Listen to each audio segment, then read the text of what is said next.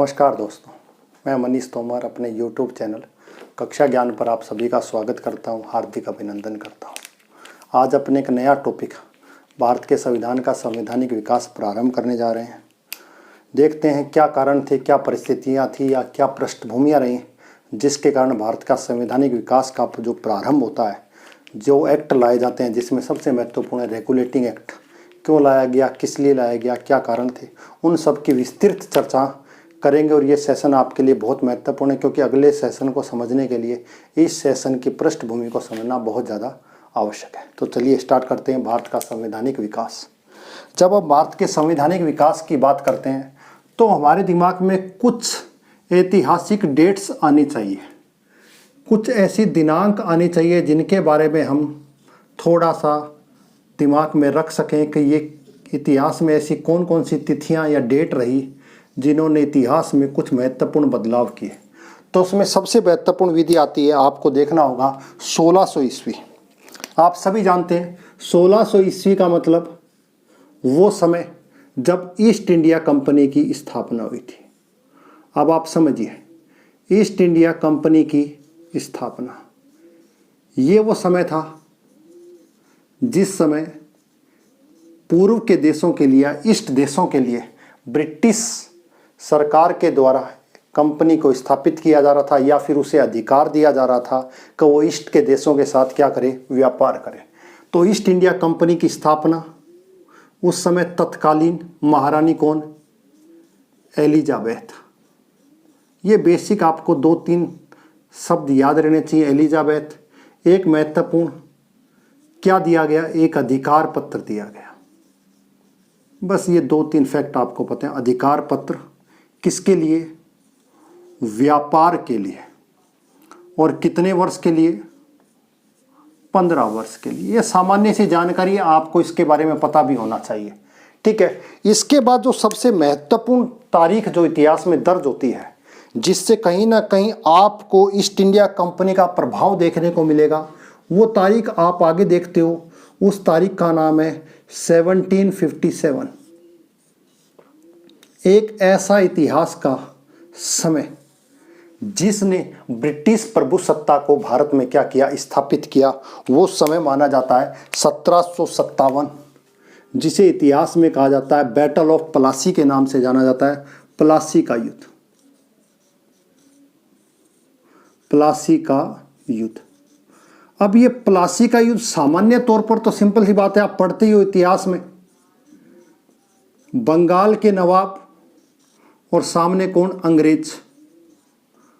अंग्रेजों के मध्य ये युद्ध हुआ। नवाब कौन था, आपको पता है इतिहास में, सिराजुद्दौला। और अंग्रेज अधिकारी कौन था, आपको पता है, लॉर्ड क्लाइव। ये इतिहास में एक लड़ाई आपको देखने को मिलती है और इसका परिणाम भी आपके सामने है कि इस युद्ध में नवाब क्या हो गए, पराजित हो गए।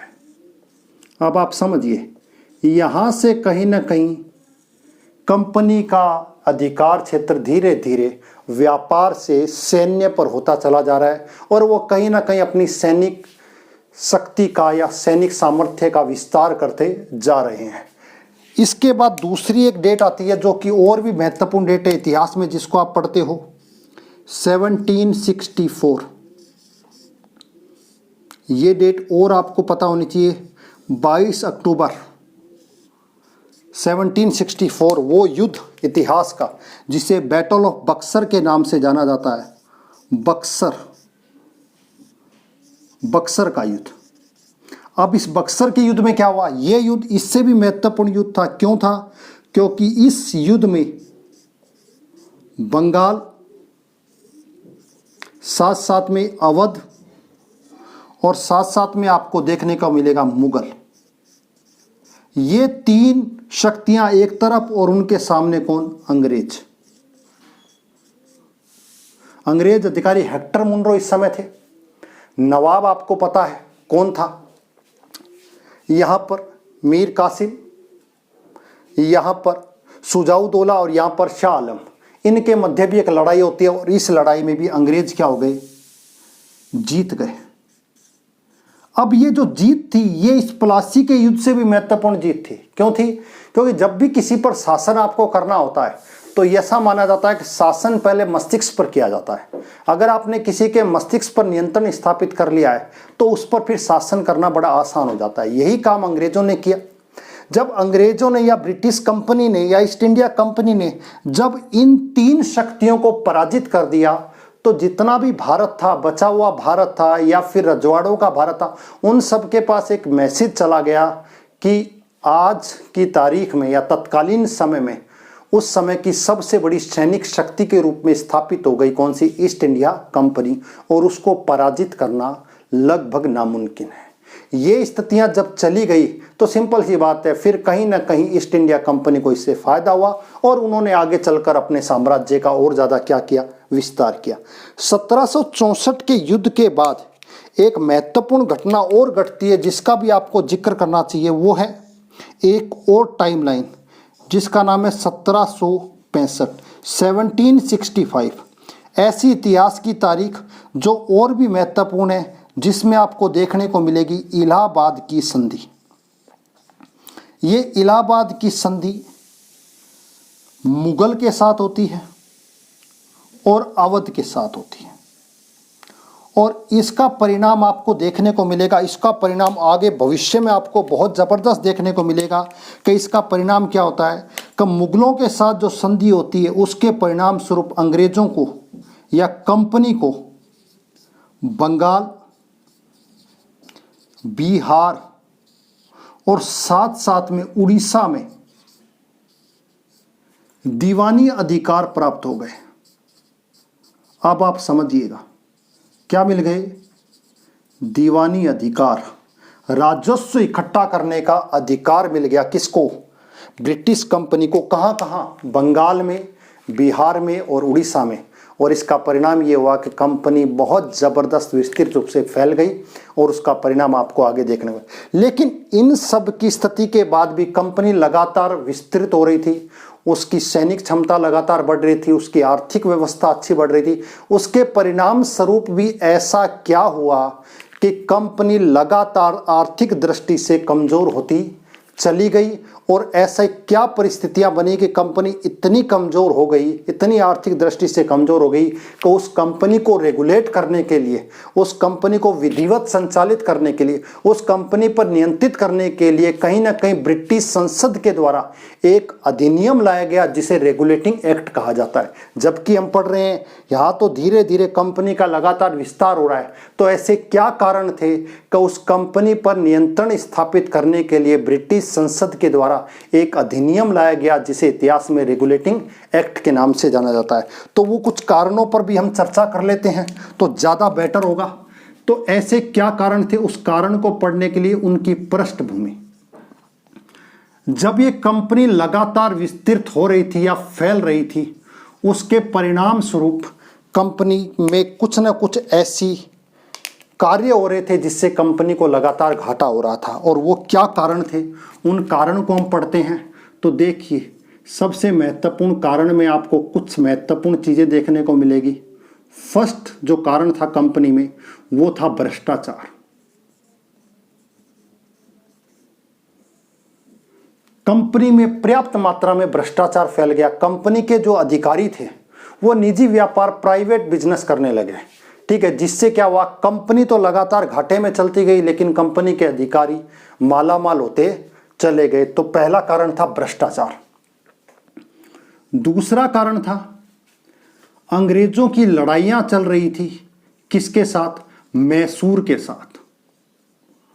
और आंग्ल मैसूर जो फर्स्ट युद्ध था, उस युद्ध में अंग्रेजों की पराजय होती है और हैदर अली के साथ उनको एक अन्यायपूर्ण संधि करनी पड़ती है, और जिसके परिणाम स्वरूप इस लड़ाई में भी अंग्रेजों को आर्थिक दृष्टि से बहुत बड़ा नुकसान होता है। तो दो कारण। तीसरा कारण, लगभग 70 के आसपास बंगाल में क्या हुआ, भूखमरी हुई, यानी कि बंगाल में अकाल की परिस्थितियां आ गई, और उस अकाल के कारण वहां पर उत्पादन कम होने लगा। उत्पादन कम होने के परिणाम स्वरूप आपको देखने को मिलेगा कि कंपनी के द्वारा ज़्यादा टैक्स लगाए गए, लेकिन टैक्स कलेक्ट कैसे हो, टैक्स आए कैसे, जब उत्पादन ही नहीं हो रहा है। परिणाम स्वरूप जनता के ऊपर ज़्यादा बोझ पड़ने लगा और बड़ी संख्या में लोगों की मृत्यु हो गई और इससे भी कंपनी को राजस्व नहीं प्राप्त हुआ, कंपनी घाटे में चलती गई। उसके अलावा एक कारण और हो सकता है, चाय का व्यापार। किसका?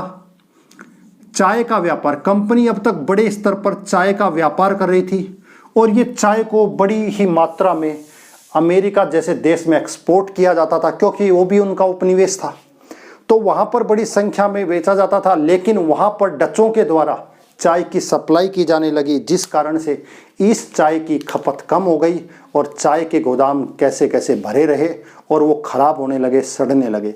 तो ये कुछ कारण थे। इस कारण परिणाम स्वरूप कंपनी ने इंग्लैंड के बैंक से ऋण की अर्जी लगाई।